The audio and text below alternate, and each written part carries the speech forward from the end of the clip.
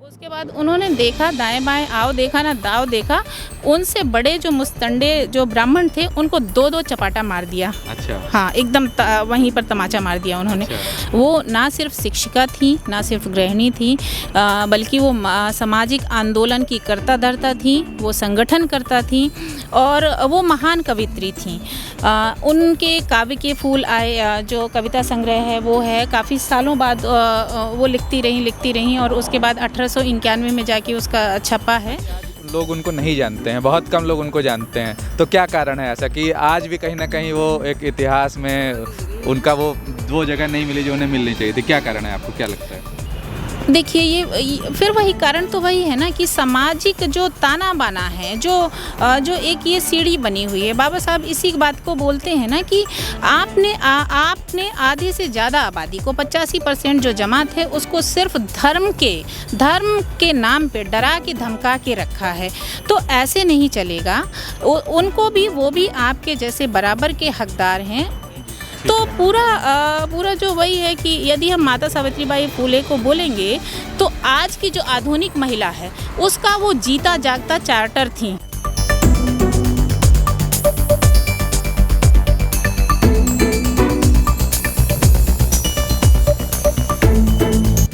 3 जनवरी 1831 जब भारत में स्त्रियों के लिए शिक्षा के दरवाजे खोलने वाली भारत की प्रथम महिला शिक्षिका एवं नारी जाति की महान उद्धारक क्रांति ज्योति माता सावित्रीबाई फुले का जन्म हुआ था।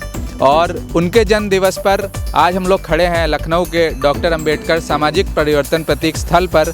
और माता सावित्रीबाई फुले के बारे में जानने के लिए हमारे साथ हैं 2 ऐसी महिलाएं जो संघर्षरत हैं, और हम जानेंगे उन्हीं से माता सावित्रीबाई फुले के बारे में, क्या उनका जीवन संघर्ष रहा, क्यों आज हम लोग उनको याद करते हैं और आज के परिवेश में हम उनसे क्या सीख सकते हैं। आज बहुत ही पावन दिवस है। आज 3 जनवरी 2021 में हम लोग खड़े हैं। जी। और आपके माध्यम से, आपके YouTube चैनल के माध्यम से मैं समाज के सभी लोगों को, बड़ों को, बुज़ुर्गों को और ख़ासकर मेरी बहनों को याद दिलाना चाहूँगी कि आज जो हम लोग बोल रहे हैं, इतने जो बोलने का अधिकार है, जो हम लोग पढ़ लिख पाए हैं, वो उसी महान समाज उद्धारक जो थी, हमारे समाज में जो जन्मी थी, माता सावित्रीबाई फुले, उनका जन्म दिवस है। और हम मना रहे हैं। देश भर में भी तरह तरह के कार्यक्रम होते हैं।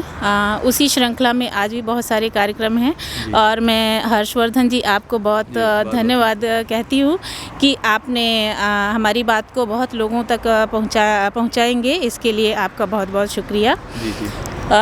जैसा कि माता सावित्रीबाई फुले एक जो इस देश की जो सड़ी गली व्यवस्था है उससे लोहा लेती रहीं वो पूरा जीवन।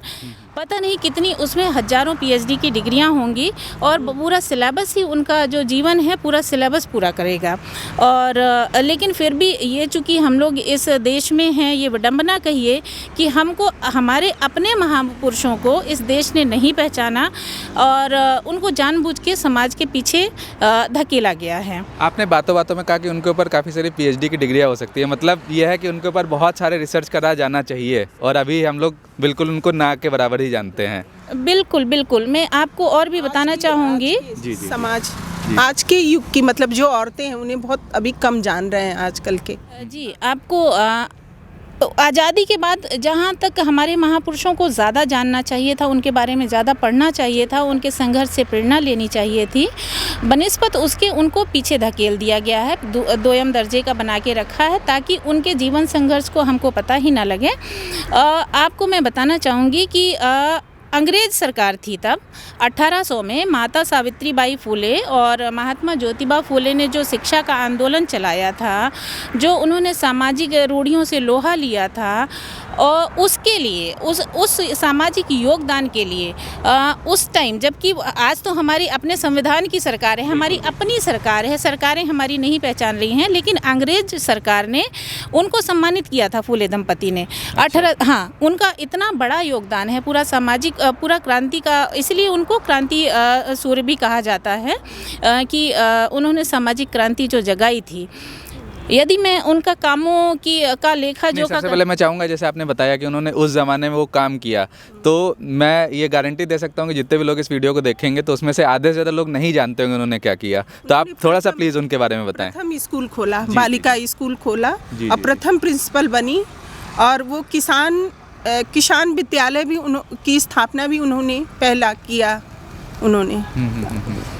देखिए, सबसे पहले 1 जनवरी 1848 को सबसे पहले माता सावित्रीबाई फुले ने अपने पति के साथ मिलके सबसे पहले इस देश का जो प्रथम बालिका विद्यालय था वो खोला। अच्छा, इसके पहले मतलब 48 में आपने बताया कि खोला उन्होंने, तो इसका मतलब उसके पहले कोई बालिका विद्यालय नहीं था यहाँ पे? इस देश में कोई भी बालिका विद्यालय नहीं था। उसका कारण हम ये सर्वविदित है कि मनुस्मृति का संविधान था, यहाँ पर मनुस्मृति ही लागू था, वो संविधान के रूप में, कानून के रूप में वही पालन करता था समाज भी, है ना। तो पाबंदी थी, स्त्रियों पे पाबंदी थी, वहाँ शिक्षा की मनाही थी और सिर्फ घर के चूल्हे चौके तक ही महिलाओं को सीमित रखा गया था। कोई भी महिला पढ़ी लिखी नहीं होती थी। लेकिन जब उस एक चीज़ और भी मैं बताना चाहूँगी, उन बाल विवाह बहुत वहाँ तो प्रचलित था 1800 में। तो और जो जहाँ माता सावित्रीबाई फुले का जन्म हुआ वो पुणे में पहले सतारा में हुआ। जो उनका कर्मस्थली रही है वो पुणे रही है। और पुणे जो था वो मतलब धार्मिक अंधविश्वासों से पूरा आडंबरों से भरा हुआ था। वहाँ पर बाल विवाह जो था वो बहुतायत में होता था। जब माता सावित्रीबाई फुले ने अपना जो बाल हत्या प्रतिबंधक गृह जब बनाया था उन्होंने, तो मैं आपको बता बालिका हत्या जो प्रतिबंधक गृह बनाया था उन्होंने, उसमें ये था कि जितना उस टाइम चूँकि बाल विवाह बहुत था। और आपको मैं एक चीज़ और भी उससे पीछे ले जाना चाहूँगी कि पेशवा राज में आपको पता है कि जो पेशवा थे उनकी सबसे छोटी पत्नी वो 4 साल की थी, ठीक है ना। और 64 साल का उसका पति था जो पेशवा थे, राजा थे। तो जब 4 साल की बच्ची है तो उसकी जाहिर सी बात है जो बूढ़ा आदमी है वो उसकी हत्या, मतलब वो मर जाएगा, उसकी मृत्यु हो जाएगी तो वो विधवा हो जाएगी। इस तरह के बहुतायत में विधवाएं थीं और वो उन विधवा लोगों पे उनके अपने निजी रिश्तेदार हैं, करीब के लोग हैं, वो बुरी नज़र रखते थे, उनका बलात्कार करते थे। और उसके परिणाम स्वरूप क्या होता था कि महिलाएं जो हैं वो प्रेग्नेंट हो जाती थीं। और उसके बाद क्या होता, लोक लाज का डर होता ही है। आज भी हम लोग देख रहे हैं कोई विधवा यदि प्रेग्नेंट हो जाए, गर्भवती हो जाए, तो उसके लिए माता सावित्रीबाई फुले ने ये कहा, मतलब विधवाओं को मरने से बचाने के लिए उनके बच्चों की, अच्छा या तो महिलाएं ऐसा करती थी कि या तो खुद सुसाइड कर लेंगी या बच्चा हो गया तो उसको मार डालेंगे। तो उसको बचाने के लिए माता सावित्रीबाई फुले ने विधवा पुनर्विवाह किया, शुरू करवाया। और साथ में उनके बच्चों को पालने के लिए भी पालना गृह भी बनवाया। अच्छा, ठीक है ना।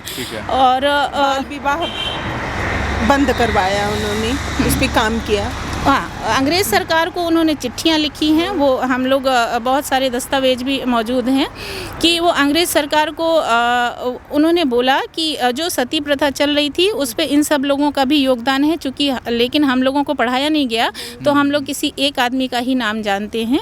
लेकिन फुले दंपति ने सभी स्तरों पे बहुत काम किया। उन्होंने नाई समुदाय, आपको पता है कि विधवाओं का क्या होता था, वो बाल जो है वो मुड़ा दिया जाता था। तो तब उसके लिए अब क्या किया जाए, तो माता सावित्रीबाई फुले ने नाई जो पूरा संगठन बनाया उन लोगों का कि भैया आप जो है जितनी भी विधवा होती हैं उनका आप बाल नहीं मोड़ोगे, ये उनको समझाया। अच्छा, हाँ, तो ये उसका भी उन्होंने संगठन बनाया, ठीक अच्छा है ना, कि नाई समुदाय का संगठन बनाया कि आप है ना विधवाओं का मुंडन नहीं करेंगे। साथ में बच्चों के लिए जो विधवा औरतें थीं उसमें सिर्फ एक चीज़ और मैं बताना चाहूँगी, यहाँ की खास करके मेरी बहनें जो हैं वो सभी समाज की, चाहे वो निचले तबके की हों, मानी जा रही हों या सवर्ण हों, ठीक है, सभी महिलाओं के लिए उन्होंने बराबर काम किया, शिक्षा की व्यवस्था कराई। बिल्कुल। और साथ में जैसे कि आपको मैं बताऊं कि जो विधवा महिलाएं थीं 4 साल में वो 100 बच्चे वहाँ पैदा हुए। अच्छा, हाँ, उस गृह में जो था वो 100 विधवाओं के जो है बच्चे हुए। और वो अधिकांशतः तो वो ब्राह्मण मतलब ब्राह्मण समुदाय की जो विधवाएं थी उनके बच्चे थे वो ज़्यादातर। अच्छा अच्छा। ये तो एक आप ये बार बार इसीलिए हाईलाइट करना चाह रहे पुत्र का उन्होंने गोद लिया था वो भी सवर्णी ब्राह्मण वो बाद में लिया था उन्होंने। मुझे लग रहा है कि आपको ये बार बार हाईलाइट इसलिए करना पड़ रहा है क्योंकि कहीं ना कहीं लोग उनको जो है एक बहुजन आइकॉन मानते हैं, ना कि वो पूरी महिलाओं के लिए मानते, तभी आपको बार बार हाईलाइट करना पड़ रहा है। जी बिल्कुल। तो ऐसा नहीं था, वही हम देखिए, यदि आप इतिहास को देखेंगे, स्त्रियों के लिए काम किया, स्वर्ण हो या नीचे तबके, सभी स्त्रियों के लिए उन्होंने काम किया उस टाइम में। पूरे केवल बहुजन स्त्रियों के लिए नहीं, उन्होंने सारी कोई किसी भी समाज से वो आती हो उनके लिए काम किया। पूरी आधी आबादी के लिए उन्होंने काम किया। जी। तो इसके साथ स्कूल तो खोल ही रहे थे, वो पढ़ा रही थी लगातार। उसके बाद फिर वहाँ पर मुस्लिम महिलाएं भी पढ़ी, जैसा कि आप जान रहे हैं कि माता जो फातिमा शेख थी, तो वो पहली मुस्लिम शिक्षिका हुई इस देश की।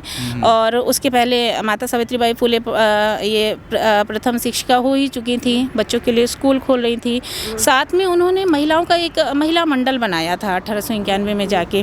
तो वो महिला मंडल में हर 15 दिन में महिलाओं की वो सभा बुलाती थी, और वो सभा में जो भी दबे कुचली महिलाएं थी, जो खासकर विधवा महिलाएं थी, गरीब तबके की थी, उनकी समस्याएं सुनती थी और उसका निराकरण भी करती थी। और साथ में वो आर्थिक रूप से भी उनको मजबूत करती थी। छोटे छोटे काम बांट रखे थे ताकि वो मतलब आर्थिक भी उनको सशक्तिकरण हो सके। तो सबसे पहले तो मैम हमें उनके इतिहास के बारे में थोड़ा सा बताइए, उन्होंने कैसे संघर्ष किया। आपने बताया कि उन्होंने स्कूल खोले, ये गृह खोले, तो आपने बताया उस समय जब मनुस्मृति का मानना वाला था, तो उनको कहीं ना कहीं काफ़ी सारी परेशानियाँ भी आई होंगी। तो क्या परेशानी थी, थोड़ा इस बारे में हमें बताएं। देखिए, समाज तो बहुत ही रूढ़िवादी था। तो सबसे पहले तो जब महात्मा फुले और माता सावित्रीबाई फुले ने पढ़ाना शुरू किया या पढ़ाने की सोची, तो सबसे पहले तो फुले साहब ने माता सावित्रीबाई फुले को ही पढ़ाया, क्योंकि वो 9 साल की उम्र में ही उनकी शादी हो गई थी, बाल विवाह ही हुआ था। तो जब ये ससुराल में आई तो फिर उनके पति ने उनको पढ़ाया। उनकी जो एक चचेरी बहन थी सगुणाबाई, उन दोनों के साथ में ही इनको पढ़ाई लिखाई करवाई। और उसके बाद फिर ये एक जब फिर औपचारिक शिक्षा भी लिया माता सावित्रीबाई फुले ने स्कूल में जाकर। वो ब्रिटिश महिला जो थी मिशेल मार्शल, हाँ, उनके स्कूल में जाके फिर इन्होंने औपचारिक रूप से पढ़ाई की। साथ में उसके बाद में फिर उन्होंने टीचर्स की ट्रेनिंग भी की।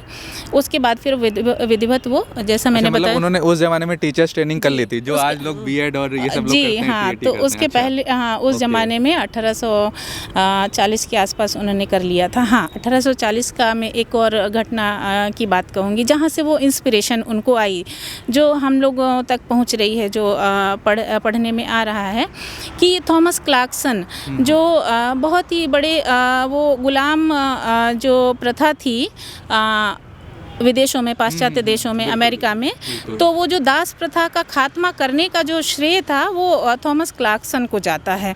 तो जब माता सावित्रीबाई जो है वो औपचारिक स्कूल में गई मिशेल मार्शल के, तो वहाँ पर उनको परिचय हुआ, जानने को मिला थॉमस क्लार्कसन के बारे में, जो 1840 में ही अमेरिका में जो अफ्रीकी गुलाम थे उनकी गुलामी की बेड़ियां तोड़ने के लिए संघर्षरत थे।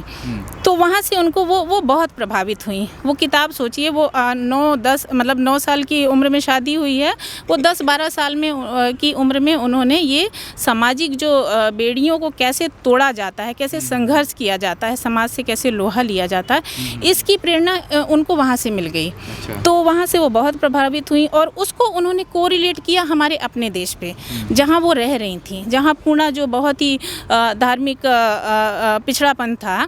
और तो वहाँ पर उन्होंने सोचा कि जब माता सावित्रीबाई को, जो हम लोग समझ पा रहे हैं, उनको ये समझ में आया कि वहाँ तो ब्लैक और वाइट का क्लैश था, ठीक है, लेकिन हमारे इधर तो ऐसा है ही नहीं भाई। आपका रंग भी एक जैसा है, मेरा भी एक जैसा रंग है, तो देख के तो यहाँ आप डिस्क्रिमिनेट कर ही नहीं सकते हैं।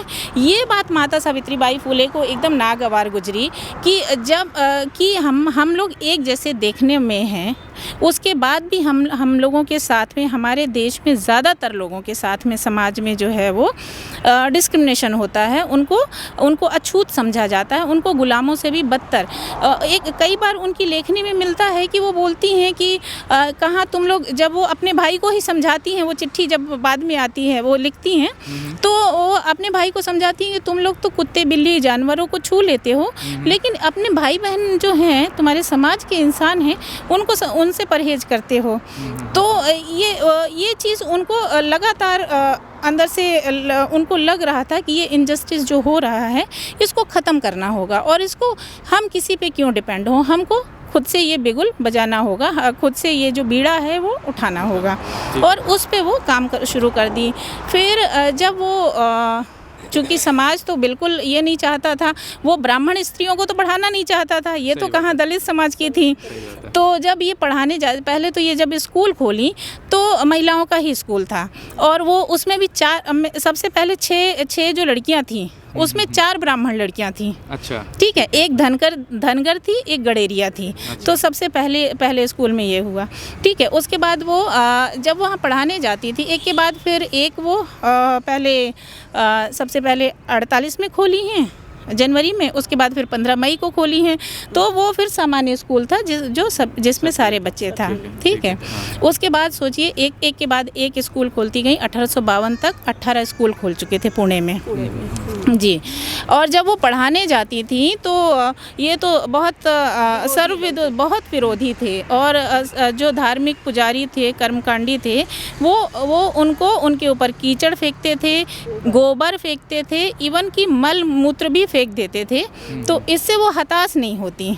ठीक है, पहले तो वो कभी दुखी भी होती हैं, उसके बाद फिर वो उन्होंने उसका भी एक तोड़ निकाल लिया। वो अपने साथ एक और साड़ी लेके जाती जी। तो वो जब गंदी साड़ी हो जाएगी तो स्कूल में जाके बदल लेंगी, और फिर वापस आके वो अपना जो पठन पाठन का कार्य था वो बच्चों को सिखाती। तो इस तरह का उनको कदम कदम पे बहुत विरोध झेलना पड़ा। एक बार की घटना है कि जब वो अकेले जा रही थी गांव में पढ़ाने के लिए अपने स्कूल, तो 2 जो ब्राह्मण थे हट्टे कट्टे वो आ गए, और उन्होंने बोला कि सुनो, या तो तुम ये पढ़ाई लिखाई का काम बंद कर दो, वरना तुम्हारे साथ बहुत बुरा होगा। अच्छा, माता सावित्री बाई तो पहले तो सहम जाएगा कोई भी। उसके बाद उन्होंने देखा दाएं बाएं, आओ देखा ना दाव देखा, उनसे बड़े जो मुस्तंडे जो ब्राह्मण थे उनको 2-2 चपाटा मार दिया। अच्छा, हाँ, एकदम वहीं पर तमाचा मार दिया उन्होंने। अच्छा। और उसके बाद फिर उनको तो समझ नहीं आया कि कोई शूद्र महिला उनको मार दी। इस तरह फिर वो लोग वहाँ से कुछ नहीं बोले, वो भाग खड़े हो गए। तो ऐसी ये एक नहीं, रोज़ इस तरह की घटनाएं बहुत होती रही हैं उनके साथ में, और ताउम्र वो उससे पार पाती रहीं, और उससे एक नई प्रेरणा लेके और वो समाज में तत्पर रही हैं, काम करती रही हैं। माता सावित्री बाई फुले आज के परिप्रेक्ष्य में मैं बताना चाहूँगी कि आज सरकार यहाँ पर लव जिहाद का कानून बना रही है। ये आज की बात नहीं है, ये हज़ारों सालों से इसी तरह का, जो चूँकि ऊंच नीच है तो कोई किसी से प्रेम करना भी अपराध माना जाता है। उसमें एक उदाहरण देना चाहूँगी। वहीं पर ही जो सतारा में माता सावित्री बाई फुले अपने एक लेटर में लिखती हैं महात्मा ज्योतिबा फुले को, वो बताती हैं कि आज जब मैं यहाँ हूँ तो एक अजीब सी घटना हो गई है। और वो कह रही हैं कि वो लिख रही हैं कि यहाँ जो एक ब्राह्मण लड़का था, जो कि वो पुजारी था, मतलब पूजा करवाता था, और वो धार्मिक मतलब जो भी कर्म थे वो करवाता था। तो वो जो ब्राह्मण लड़का था उसका नाम गणेशा था, और एक अस्पृश्य लड़की थी जिसका नाम शारजा था। अच्छा। तो चूँकि वो घर घर जाता था तो वो सभी का पूजा करवाता था, सबसे मिलना जुलना था, तो वो तो खैर उसका धार्मिक काम था, उसकी रोजी रोटी थी। उसी बीच उसको एक शारजा जो अस्पृश्य लड़की थी, दलित समाज की थी, उससे उसका प्रेम हो गया। तो अब ये चीज़ जब पता चली गांव वालों को, तो उन दोनों को पकड़ के उनको सभी पंचायत के सामने खड़ा किया ग्रामीणों ने, उनके घर वालों ने, और उनको मारना पीटना शुरू कर दिया और पूरे गांव में घुमाना शुरू कर दिया। तो ये बात माता सावित्री बाई तक, वो चूँकि वहीं पर थी सतारा में, तो उन्होंने देखा कि अरे ये क्या हो रहा है।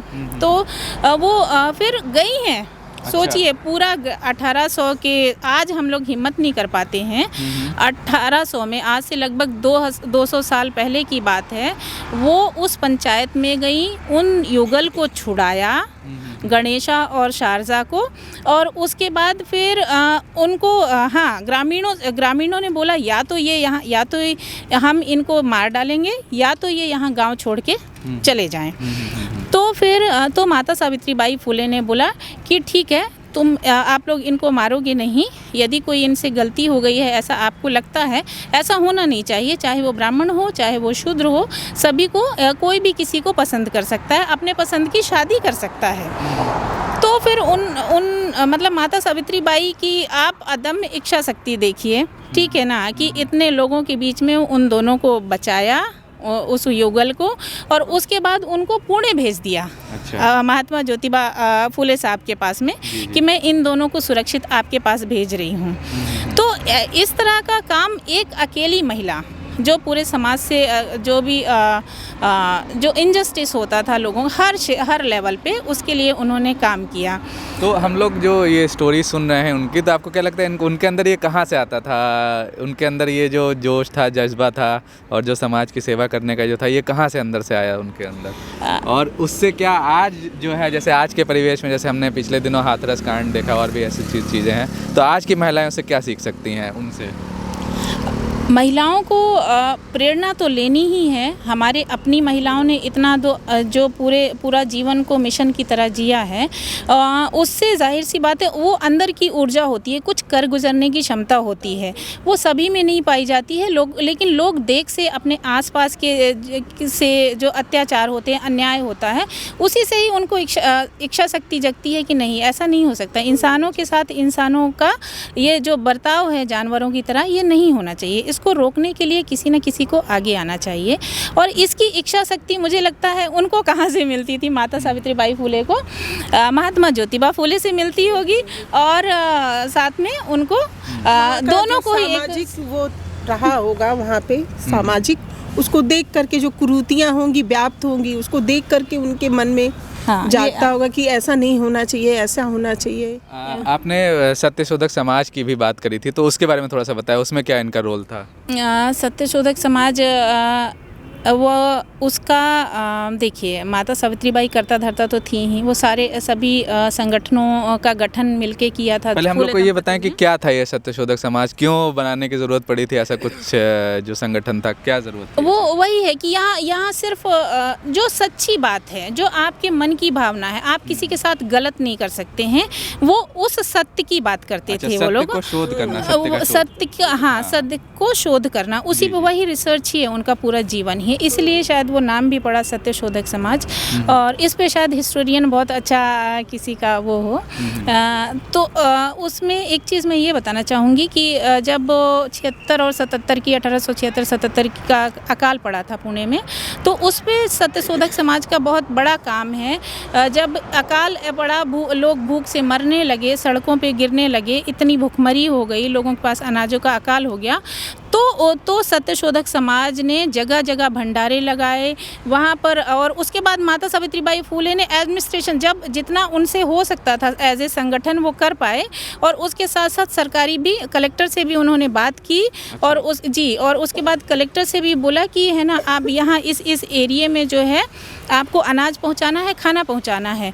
तो वहाँ के कलेक्टर जो वो चिट्ठी में लिखती हैं माता सावित्रीबाई फुले, कि वो कलेक्टर महोदय भी पूरा सत्यशोधक समाज के साथ में खड़े रहे, और पूरे आम जनता जो भूख से मर रही थी, इवन जो पशु पक्षी थे वो भी मर रहे थे, उन सबको भी भोजन सामग्री उपलब्ध कराई।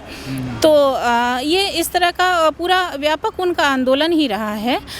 सत्यशोधक समाज का भी इसमें वही योगदान है। अभी जैसे हम लोग कोविड से जूझ रहे थे, तो यहाँ जैसे अभी काम धंधे बंद हो गए, लोगों के पास खाने को पैसे नहीं है। अभी हम लोगों ने देखा कि मजदूर यहाँ से वहाँ पैदल चल रहा है, तो उस टाइम भी ऐसे ही सूखा पड़ गया था। अच्छा जी, अच्छा, महाराष्ट्र एरिया में पूरा सूखा पड़ गया था, तो वहाँ खाने के लाले पड़ गए। अच्छा जी, माता सावित्रीबाई फूले सिर्फ शिक्षिका ही नहीं थी, वो महान समाज उद्धारक तो हैं ही। इस देश की महिलाओं की अग्रणी पंक्ति में प्रथम आने वाली यदि होंगी कोई तो माता सावित्रीबाई फूले थी। वो ना सिर्फ शिक्षिका थी, ना सिर्फ गृहिणी थी, बल्कि वो सामाजिक आंदोलन की कर्ता धर्ता थी, वो संगठन करता थी और वो महान कवित्री थी। उनके काव्य के फूल आए जो कविता संग्रह है वो है, काफ़ी सालों बाद वो लिखती रहीं और उसके बाद 1891 में जाके उसका छपा है। अच्छा। जी, जिसमें वो जो उनके मनोभाव थे और जो वो समाज में देख रही थी, जो वो काम कर रही थी या जो वो महात्मा ज्योतिबा फुले को बोलना चाहती थी, वो कवि के रूप में उन्होंने जी पंक्तियों में पिरोया है। जी जी। तो बल्कि उनका जो कविता संग्रह है जो मराठी में है वो है 52 कशी सुबोध रत्नाकर। अच्छा जी, उसका मतलब होता है शुद्ध रत्नों का महासागर। अच्छा जी, जिसमें वो लिख रही हैं वो जैसे कि उन्होंने अपने संतों गुरुओं को भी याद किया है। 4 लाइन में उनकी बताना चाहूँगी। जैसे थे संत तुकोबा वैसे ही संत ज्योतिबा। अच्छा जी, ज्ञान का अमृत बांटा जनता में, क्रियाशील सृष्टा नेता ज्योतिबा। अच्छा जी, तो इस तरह की वो बहुत सारी कविताएं लिखती थी और पूरा जीवन ही उनका काव्यमय रहा है और संघर्षशील रहा है। जिहाद जिसे बोलते हैं, लब जिहाद, हाँ, जिसको आज सरकार आज बोलते हैं ना लब जिहाद, उस पे भी काम किया उस टाइम पे काम किया। खैर वो तो आज का जो है वो तो एक धर्म के उस पे ला दिया गया है। हाँ, लेकिन पुराने पुराने तो वहाँ वही उन्होंने बोला ना कि जो वो है दास प्रथा का खात्मा, जो जिससे उनको प्रेरणा मिली कि वही है ना कि मानव एक समान है, कोई भी ऊंच नीच नहीं है। सभी लोगों को यदि इस धरती में आए हैं तो सबको एक साथ जीने का समान अवसर प्राप्त करने का हक है। ये इसी के लिए वो ताउम्र संघर्ष करती रही हैं।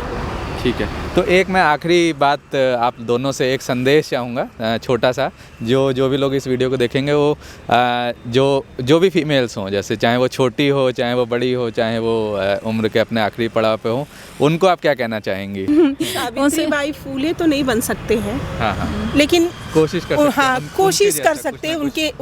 उन्होंने जो काम किए उस पर थोड़ी सी तो कोशिश कर सकते हैं। उनके जैसा थोड़ा सा हम लोग बनने की कोशिश करें। ठीक है जी। वो माता सावित्रीबाई फूले का काम सिर्फ पुणे के लिए नहीं था, सिर्फ महाराष्ट्र के लिए नहीं था, वो समाज में पूरे देश में व्याप्त कुरीतियाँ थीं, ठीक है, उसके खिलाफ उनकी आवाज़ थी और उस पे हमको चलना चाहिए। और सभी महिलाओं को उनका जो काम है, हमारे जो महापुरुषों का जिनसे प्रेरणा मिलती है, और महिलाओं को, माता सावित्रीबाई फूले जैसी महिलाओं को अपना अग्रणी मानकर, देखिए हमारे लिए किसी और ने कोई काम नहीं किया है। हमको यदि सम्मानजनक जीवन जीने लायक जो बताया है वो हमारे अपने महापुरुषों ने किया है। इस बात को हमको, जिसमें सावित्रीबाई फूले का नाम अग्रणी है जी, हाँ। तो इस आंदोलन को हमको अपनी जिम्मेदारी समझ के इसको निभाना चाहिए। हम किसी और के लिए काम नहीं कर रहे हैं। यदि हम अच्छे होंगे, हमारा आसपास का परिवेश भी अच्छा होगा और उसके बाद समाज अच्छा होगा और साथ ही देश से भी कुरीतियाँ मिटेंगी। जो फीमेल्स है वो माता सावित्रीबाई फुले की ज़िंदगी से क्या सीख सकती हैं? और जबकि जी, सावित्रीबाई फूले की पूरी ज़िंदगी एक मिशन की तरह उन्होंने जिया, तो वो समाज की हर एक कुरीतियों पे अपना काम किया और ख़ासतौर स्त्रियों के। तो स्त्रियों को तो उनको अपना आदर्श मानना चाहिए। उनको आदर्श मान करके उनके जो उन्होंने कार्य किए, उनके नक्शे कदम पे हमको भी चलना चाहिए। कुछ तो अपना योगदान इस समाज में अपने मतलब देना चाहिए अपने समाज को। तो जैसे जो कुछ फीमेल्स इस वीडियो को देखेंगी, जैसे कहीं ना कहीं वो लोग शायद कहीं ना कहीं कोई टीवी सीरियल है कुछ ना कुछ देख रही होंगी, तो आप उनको क्या कहना चाहेंगी कि उनको किस बारे में क्या देखना चाहिए, क्या नहीं देखना चाहिए, किन बारे में जानकारी? सीरियल आप देखिए, मनोरंजन भी कीजिए, लेकिन जो हमारे जो ऐतिहासिक लोग हैं, जो इतिहास में जिससे हमको कुछ प्रेरणा मिल रही है, उनको भी हमको पढ़ना चाहिए, उनसे सीखना चाहिए। और मुझे सबसे बड़ी बात है, मुझे जानना चाहिए कि किन्होंने हमारे लिए काम किया, हम महिलाओं के लिए काम किया। हाँ, सावित्रीबाई फुले। मुझे लगता है कि शायद उन्हीं की वजह से हम लोग आज यहाँ खड़े हैं। हाँ, स्त्रियों के लिए उन्होंने बहुत ज़्यादा काम किया और सबके लिए, सवर्ण हो चाहे दलित हो, हर स्त्रियों के लिए उन्होंने काम किया। जो सावित्रीबाई फुले एक कविता मैं एक बार लास्ट अपनी पंक्ति कहना चाहूँगी, उनकी पंक्ति को मैं दोहराना चाहूँगी। मैं कविताओं का सृजन करती हूँ जिनके स्नेह से मुझे परमानंद प्राप्त होता है, जिन्होंने दी सद्बुद्धि सावित्री को, जिन्होंने मुझे पढ़ाया लिखाया, प्रणाम करती हूँ मन से मैं ज्योतिबा को। इसमें मैं अपनी बात कहना चाहूँगी, जिन्होंने दी सद्बुद्धि मेरी जैसी महिलाओं को, मैं जिन लोगों ने, जिन महापुरुषों ने हमको पढ़ना लिखना सिखाया, प्रणाम करती हूँ मैं उन सभी को मन से। अच्छा, तो ये आपने उनको खुद डेडिकेट किया, लाइनें अपनी तरफ से लाइनें आपने? जी। मेरा नाम डॉक्टर बेला तुर्के कौशल है और मैं सामाजिक कार्यकर्ता हूँ, अम्बेडकर मूवमेंट से जुड़ी हुई हूँ और साथ में मैं इग्नो में काउंसलर भी हूँ। जी। मैं प्रज्ञा यादव, बस। ठीक है।